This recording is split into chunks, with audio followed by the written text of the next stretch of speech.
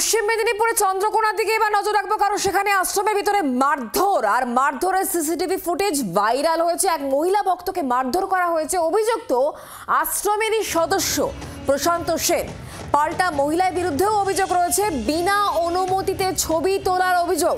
মহিলার বিরুদ্ধে পাল্টা সরব হয়েছে আশ্রম কর্তৃপক্ষ।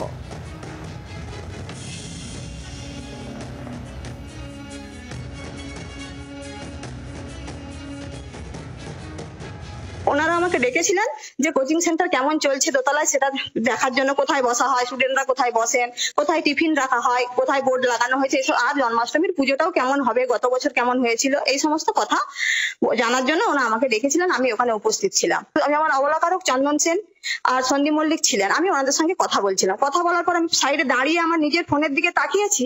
প্রশান্ত সেন নিচ থেকে ওপরে এলো। ওপরে এসে সে তার নিজের ফোনে সন্দীপ মল্লিককে কিছু একটা দেখাচ্ছিল। দেখানোর পর সে অতর্কিতে আমার উপর ঝাঁপিয়ে পড়লো। পরে আমার হাত থেকে ফোনটা কেড়ে নেওয়ার চেষ্টা করলো। যখন পারলো না তখন আমাকে এলো পাতাড়ি চড়াতে শুরু করলো।